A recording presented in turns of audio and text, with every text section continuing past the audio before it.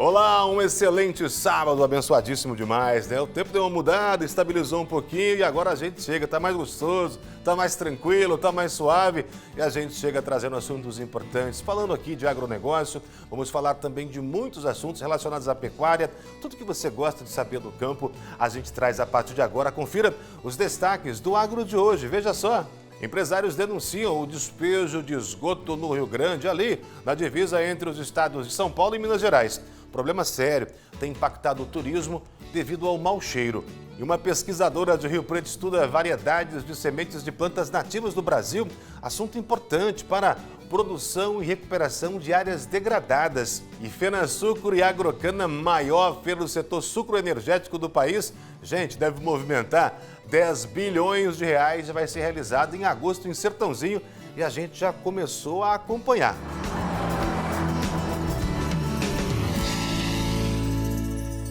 A gente inicia aqui o nosso agro falando de um assunto importante. Infelizmente não é a primeira vez que a gente toca nesse tema relacionado à água, rios importantes que passam pela nossa região.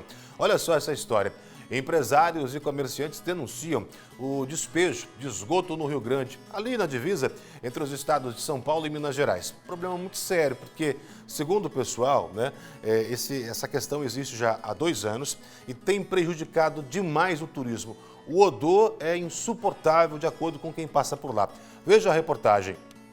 A espuma que escorre para o Rio Grande, na divisa entre São Paulo e Minas Gerais, em fronteira, preocupa Danilo há pelo menos 2 anos. Mais de 2 anos, como a gente pesca aqui, tem rancho aqui em cima, começou essa água fedida, preta, aí a gente resolveu tomar uma atitude. O problema já foi denunciado por ele por meio de um vídeo que alcançou mais de 200 mil visualizações nas redes sociais. Cara, isso aqui é uma vergonha. Copasa. Aí, ó, fio de luz, catingando. De acordo com os comerciantes e moradores, raramente o rio fica tão baixo, o que faz com que este cano da empresa de água e esgoto fique sempre submerso. Segundo eles, o descarte aqui no local é feito constantemente ao longo do dia, o que tem propagado mau cheiro e, consequentemente, impactado o turismo na região. O local, que antes recebia muitos turistas neste período, agora é frequentado por um número pequeno de pescadores. Segundo Bruno, dono de uma casa de iscas próxima ao rio, a queda no movimento devido à condição atual foi de aproximadamente 40%. Tinha bastante turista aqui, né? Aí o pessoal reclama do cheiro insuportável, aqui que está aqui. Tinha bastante peixe aqui que a gente pegava e os turistas também pescavam e eles reclamam que o peixe sumiu daqui. Aí agora os turistas sumiu, né? Diante do problema, os denunciantes buscam apoio financeiro de outros usuários para tentar realizar uma análise da água. Falaram que estava nos parâmetros, então a gente resolveu pegar a amostra de água daqui, né, e fazer num laboratório particular para ver se realmente está nos parâmetros, porque o cheiro é muito forte, é uma espuma branca, é uma água preta. E é isso aí, vamos ver o que a gente vai conseguir com esses dados aí dessa água que a gente pegou. Caso seja comprovado que o resíduo descartado no rio está de fato contaminando a água, os prejuízos para o ambiente aquático podem ser diversos, de acordo com especialistas. O esgoto tem uma grande quantidade de matéria orgânica, a matéria orgânica vai ser decomposta e, para isso, consome oxigênio. Então, a concentração de oxigênio no ambiente vai diminuir, o que prejudica muito os organismos daquele local. Então, um dos efeitos que a gente vê que é visível é a mortandade de peixes. A gente tem também a diminuição da possibilidade de entrada de luz nesse ambiente, porque você tem um material escuro que entra na água e aí diminui a transparência dessa água, tornando a água mais turva, né? Isso também é prejudicial. E um outro efeito que pode acontecer como consequência é que a decomposição dessa matéria orgânica faz com que a gente tenha um enriquecimento do ambiente em nutrientes, fazendo com que as algas que se utilizam desses nutrientes vão aumentar muito em abundância. Então, é aquele fenômeno que a gente observa e que tem sido muito comum nos nossos rios, inclusive no rio Tietê, do esverdeamento da água. Quem vê o problema se agravar conforme os anos se preocupa com a realidade, que ainda pode ser controlada caso o processo de descarte seja interrompido. Nós estamos na luta e vendo aí também, né, se consegue que as autoridades possam vir aqui resolver esse problema para nós, né?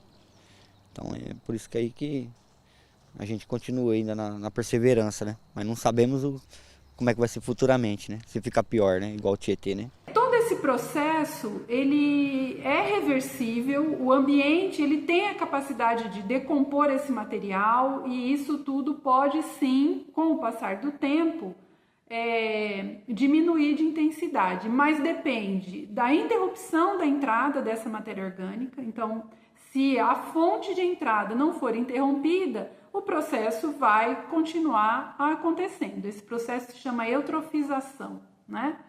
Agora, se for interrompido, com o passar do tempo, todo o ambiente vai depurando e decompondo a matéria orgânica. Obviamente que a gente tenta uma resposta e em nota a Copasa, que é responsável pelo serviço de água e esgoto na região, informou que conta ali naquele local com um emissário final no Rio Grande em fronteira. Aquela tubulação que a gente viu, ou seja, uma tubulação que parte da estação de tratamento de esgoto e conduz para o manancial o efluente já tratado, tá bom? Em conformidade com os padrões legais estabelecidos pelos órgãos competentes. Essa é a informação passada pela Copasa. Segundo a empresa, o odor é normal no processo de tratamento de esgoto e a presença de espuma, como foi relatado na reportagem, se deve à agitação da água que passa no interior da rede até chegar ao manancial. A gente espera que exista pelo menos um meio termo, né? Porque tem afetado demais aquela região. Daqui a pouquinho outras reportagens. Primeiro vamos conferir como ficou na semana a cotação de alguns produtos agrícolas. Veja só. O preço médio do litro de leite pago ao produtor foi de R$ 2,77. A saca de 60 quilos de café arábica sai por R$ 2.267,41. A saca de 50 quilos de arroz em casca sai por R$ 69,04. A saca de 60 quilos de milho está cotada em R$ 69,02. E a saca de 60 quilos de soja está em R$ 133,99. Olha só, pessoal, uma pesquisadora da Unesp de Rio Preto já estudou 10 variedades de sementes de plantas nativas do Brasil. Estudo importante porque é para a produção e recuperação de áreas degradadas, como, por exemplo, territórios destruídos por queimadas. A gente vê isso muito pela região, não é mesmo? A pesquisa faz parte do programa de doutorado em biodiversidade da instituição e a gente mostra detalhes para você. Na luta pela recuperação de áreas degradadas, o trabalho começa na semente, bem antes da muda aparecer. Giovana é bióloga e se dedica à pesquisa de doutorado com a germinação de espécies nativas e busca formas de tornar elas mais resistentes, inclusive ao fogo, para que ganhem força nos projetos de reflorestamento da região noroeste paulista. A gente também trabalha como a dormência física, que é essa impermeabilidade de algumas sementes, vai proteger ela do fogo. Então o fogo vai passar, essa semente vai sobreviver e depois no momento certo que ela vai germinar. Então a gente tenta buscar quais são essas sementes resistentes, o que torna elas resistentes, para a gente poder aplicar isso também em projetos de recuperação ambiental, fazendo eles serem muito mais efetivos e terem sucesso, porque a gente sabe que o fogo vai acontecer. Aqui no Noroeste Paulista, as áreas degradadas ainda desafiam a recuperação ambiental. A pesquisa busca soluções que vão além do campo.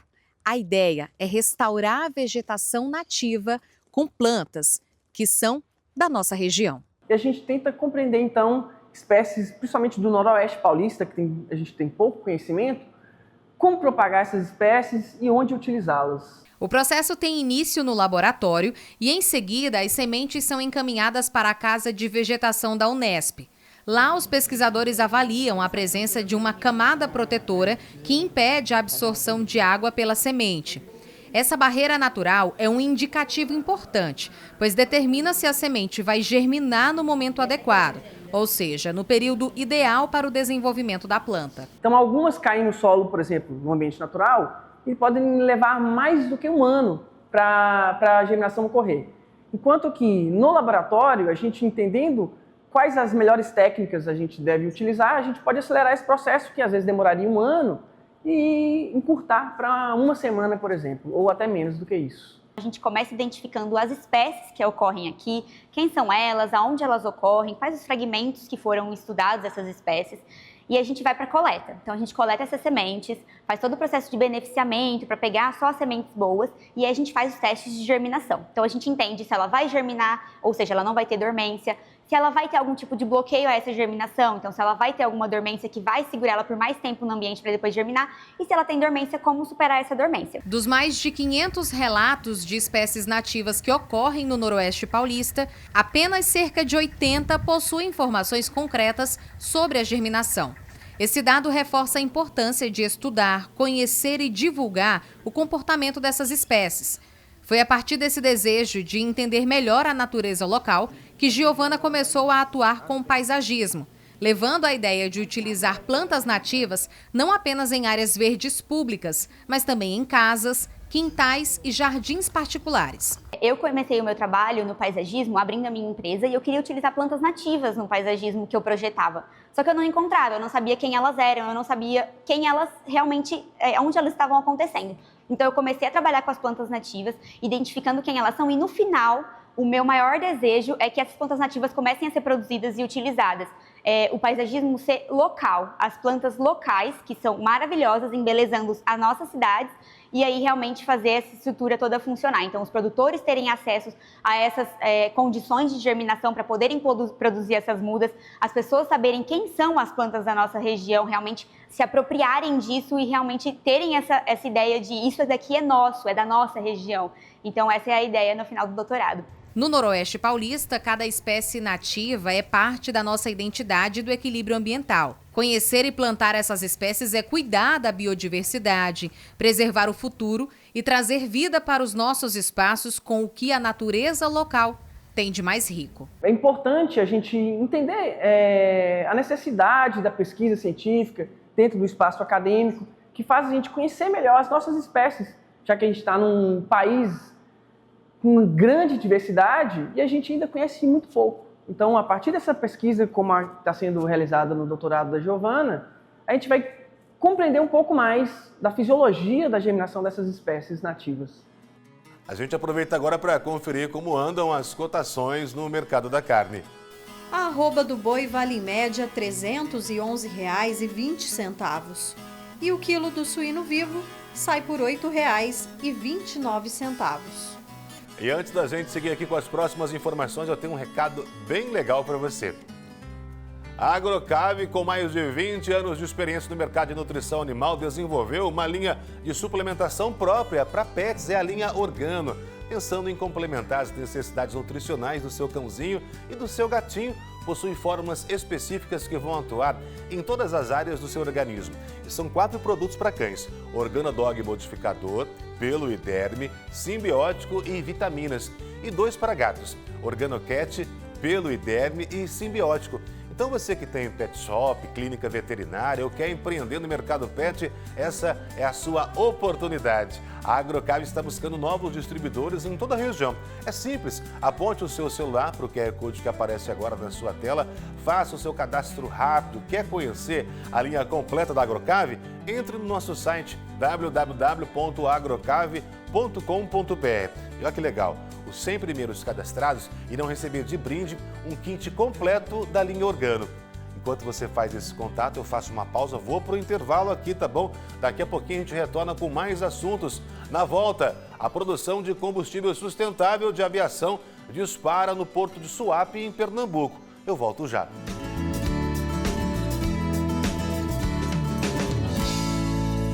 A gente retorna dizendo o seguinte: em fevereiro deste ano, você que acompanha sempre vai recordar, vai se lembrar com certeza, nós mostramos no agro, uma tecnologia bem bacana, que é a chamada faca elétrica, que tem acelerado demais o processo de sangria da borracha. E a gente tem uma região muito forte, o estado inteiro é forte demais. Esse equipamento com DNA legítimo brasileiro consegue extrair o látex de até 2.000 árvores e reduz os custos de produção em até 50%. Interessante, né? Muita gente gostou, muita gente se interessou por esse implemento e a gente bateu um papo, aproveitou, né? Conversamos remotamente com os responsáveis da empresa que desenvolveu a chamada faca elétrica.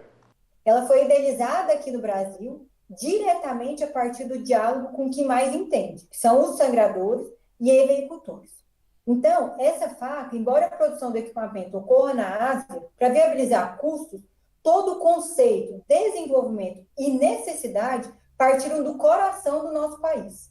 E é ouro para o Brasil, com o selo de inteligência nacional.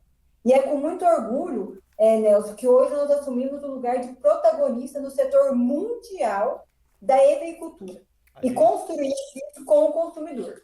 A gente tem acompanhado e já percebe a faca elétrica em 100% de alguns seringais, né? Para a gente entender esse crescimento nesses 3 anos que vocês vêm trabalhando, hoje a faca está presente em quantos estados brasileiros e fora também essa tecnologia já é utilizada, né? Sim, hoje a tecnologia fora já é realizada na Colômbia e na Guatemala e no Brasil estamos presentes em 8 estados. Quem está nos acompanhando agora, né? Essa tecnologia garante o quê no sentido de produção e redução de custos? Exatamente. Então, quais são os benefícios, né? Os benefícios são maior produção, menos esforço em menor tempo e, claro, que ela garante qualidade de vida para o trabalhador. Temos casos de sangradores com hérnia de disco, problemas na coluna, que voltaram a trabalhar, demos novas oportunidades de emprego para aqueles que estavam parados por causa de um problema de saúde.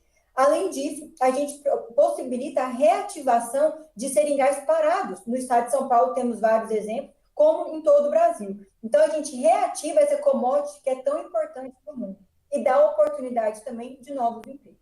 Então, resumindo, nós temos um motor trabalhando ao nosso favor. Bom, quem está acostumado com a lida, né, de fazer a sangria, nesse momento está se perguntando quantas árvores essa faca dá conta de sangrar por dia? E essa é uma pergunta interessante, porque produção é tudo quando a gente fala de seringal, né? Exatamente. Produção com qualidade. Então, hoje, o maior patrimônio do agricultor é a casca. É a casca da seringueira, é um painel sem ferimento, com espessura de casca correta. Isso a faca elétrica entrega juntamente com a rapidez no corte, que é o motor. Então, hoje, um sangrador consegue fazer de 1.500 árvores a 2.500 árvores por dia, tranquilamente, reduzindo ainda o esforço físico e operacional. Hoje também muitos querem ser sangradores, porém não tem o dom da sangria, que é uma coisa bem cirúrgica, né? Bem milimétrica. E a faca elétrica dá uma oportunidade para aquelas pessoas que querem ser sangradores, porque com um dia você já consegue operar o equipamento com qualidade. Se de repente você quiser mais informações sobre a faca elétrica, tá com a sangria em dia, quer ampliar a produção, é só chamar lá no @seritec.agro, tá bom? A gente continua aqui com outros assuntos, aproveitar agora para saber, vamos ver como deve ficar o tempo ao longo da próxima semana. Sol com algumas nuvens, podem ocorrer pancadas de chuva em alguns períodos.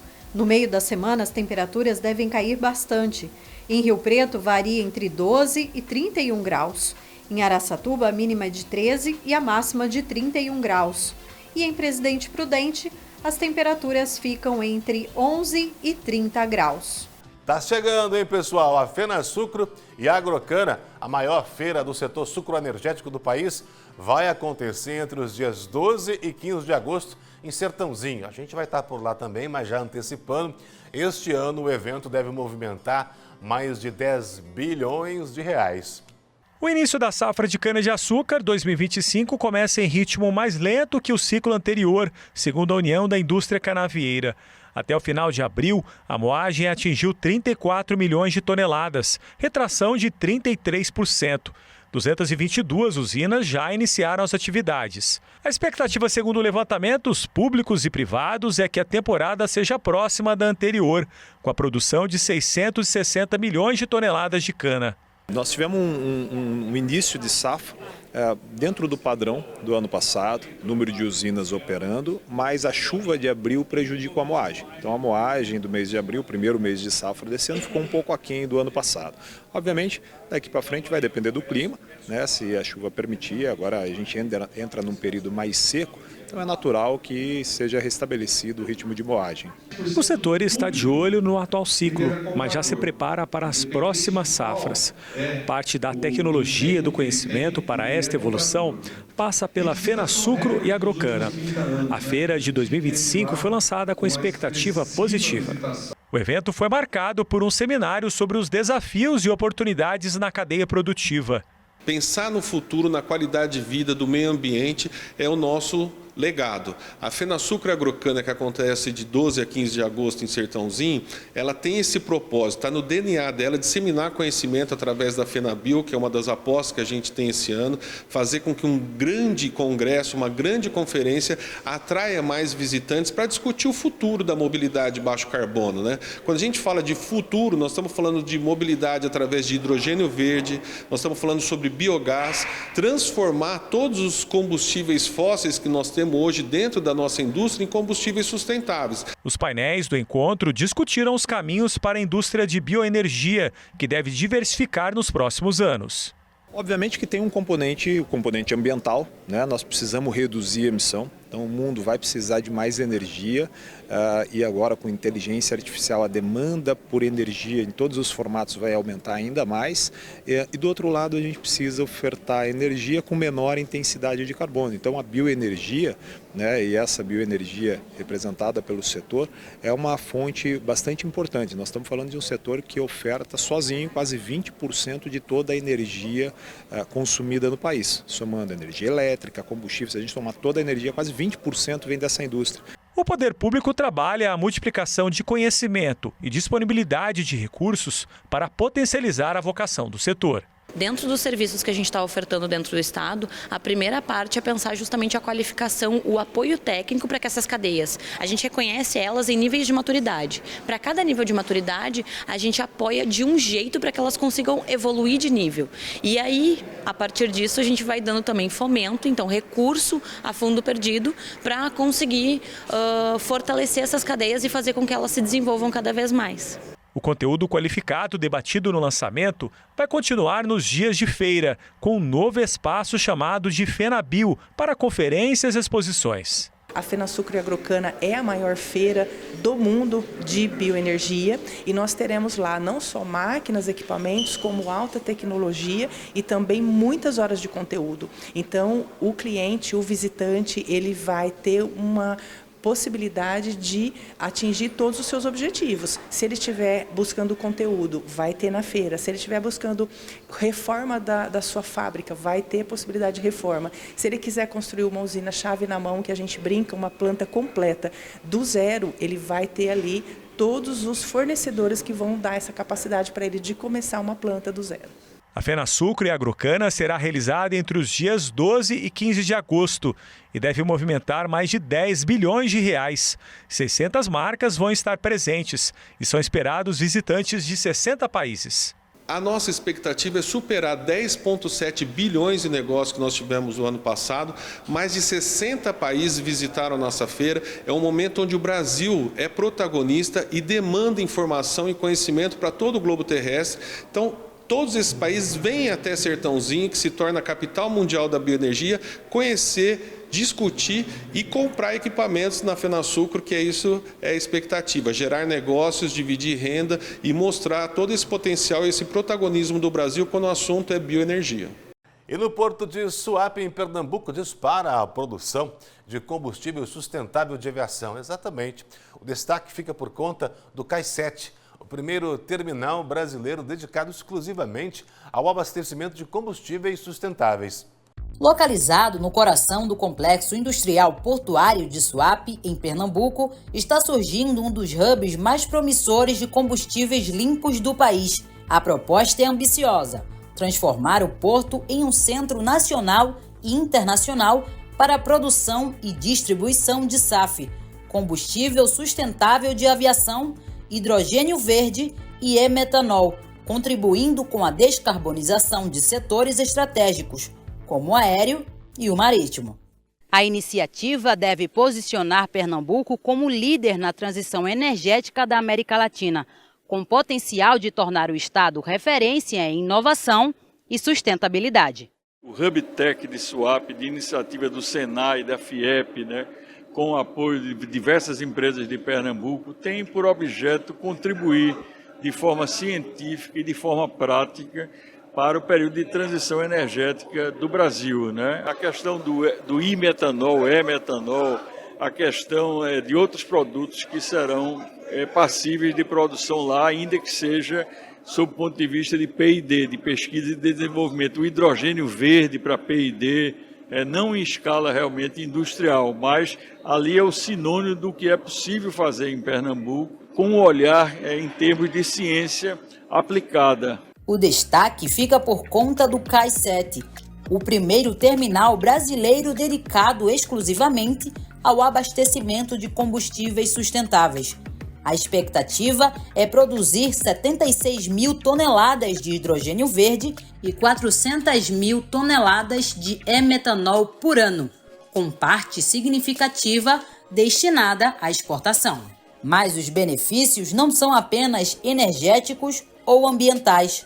O projeto insere Pernambuco em um marco estratégico, colocando o estado em outro patamar no cenário nacional e internacional da energia renovável. Pernambuco está fazendo o trabalho correto, o trabalho que vem desde o início na produção do hidrogênio verde, em termos acadêmicos, em termos de pesquisa e desenvolvimento, para daí esse produto ser abraçado por maiores produtores e, sobretudo, por canais de distribuição, porque o hub ele se localiza em Suape, que é também um grande porto que abastece navios, que abastece, que fornece energia e pode fornecer mais energia para outras utilidades. Aproveitando a estrutura logística do porto e a proximidade com mercados globais, isso fortalece a cadeia da cana, atrai investimentos, gera empregos e posiciona Pernambuco como líder na transição energética limpa no Brasil.